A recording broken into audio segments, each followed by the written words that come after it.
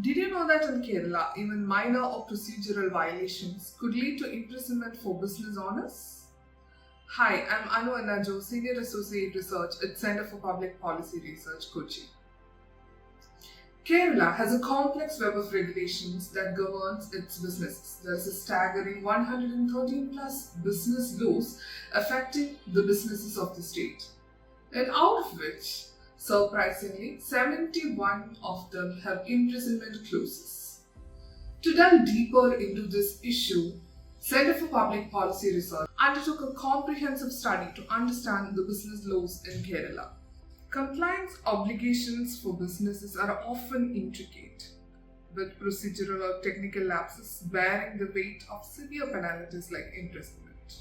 While serious offences like threat to life, property, or limb demands rightfully stringent judicial scrutiny, the system's bandwidth is strained by the inclusion of minor infractions.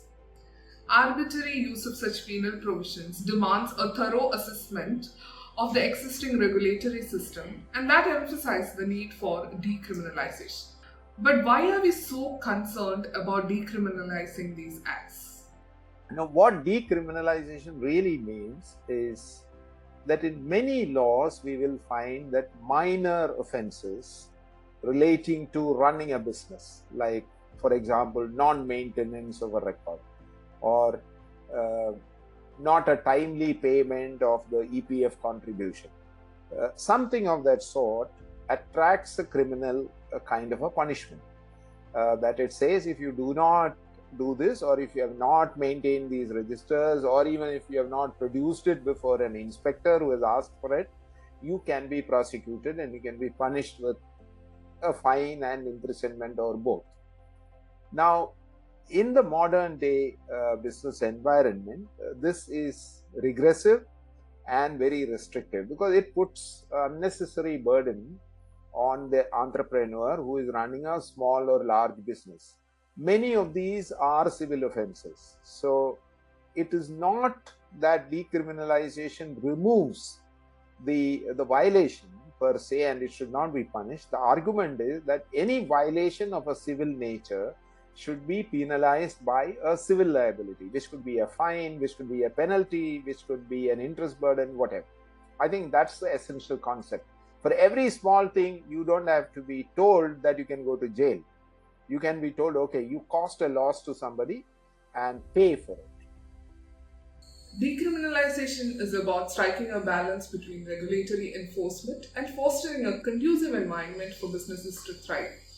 It's about ensuring that the punishment fits the crime and that minor infractions don't disproportionately burden entrepreneurs.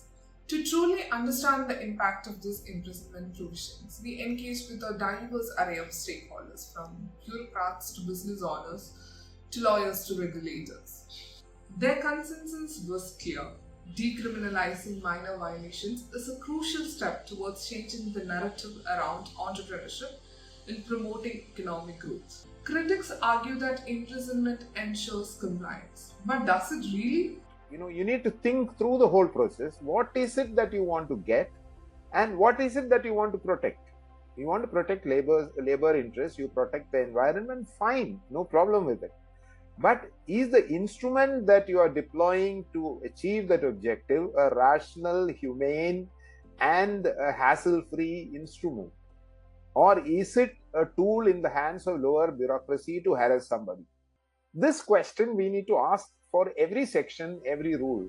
Then we will come to the right conclusion, because we should be very clear that where there should be a criminal punishment, it should be there. If somebody's life or limbs are in danger, it is a criminal offense, no doubt.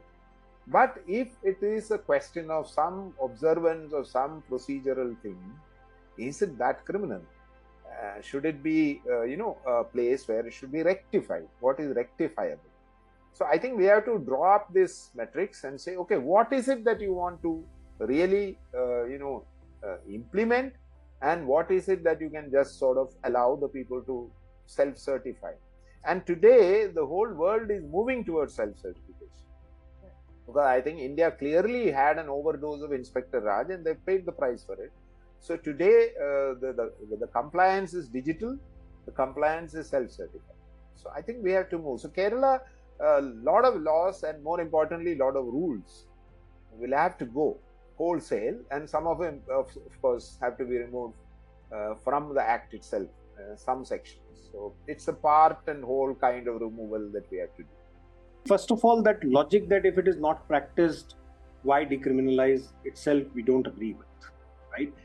There is a concept of proportionality of the punishment with the gravity of the crime, right? If I missed filing a return, or if I filed it in the wrong format, or if I did not maintain the register in the right format, all of these, do they harm the nature? Do they steal from the employees? Is there any fraud committed? Is there any exploitation done? None of these things are true. So the proportionality of the punishment has to be in line with the gravity of the contravention committed. So that is the first thing. Many of our provisions are mindless in nature.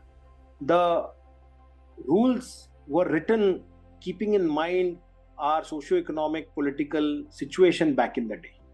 Today, things have changed dramatically. Digitization has come in. A lot of digital record keeping can happen. Information flow happens much faster than ever before. Our economies have become interconnected. Globalization has happened. It is important that with the advent of digital media, internet, the platforms, messaging platforms, intranets available, we review that the evidence of compliance cannot only be to make a notice available on a notice board. The evidence of compliance can also be to make it available through various accessible platforms by employees, as an example. So I think that level of rationalization, reconciliation, hard review is required so that our regulatory environment does not become a hurdle in our. It holds the right stakeholders accountable, but does not create impediments to our growth, does not become burdensome or onerous to an entrepreneur. Someone who's putting personal capital at risk does not end up spending a lion's share of his or her time in complying with those items that have lost their relevance, where there is significant amount of duplication, irrelevance, and overlap between regulations. Just to give you an example, in our current labor laws, there are over 10 different formats of wage registers under different acts. Now, each act prescribes its own format. Ultimately, you are trying to hold the employer accountable for paying the wages and holding a record of that. Why do you need 10 different formats is my question. Can we do with one format? And I think the code on wages or the codification process is taking care of a number of these items. But that's the kind of rationalization that is due in majority of our regulations, which were written a while ago, and a thorough review has not been conducted in a long time. So what's the way forward? The most straightforward solution is to remove imprisonment provisions that create a climate of fear among the business community. We believe in a fair and transparent approach to compliance. When the goal is to make the employer compliant, principle of natural justice should be followed. Rather than immediately resorting to imprisonment, it can be done in a step-by-step approach. Start by notifying the employers of any breaches and give them ample amount of time frame to rectify the action.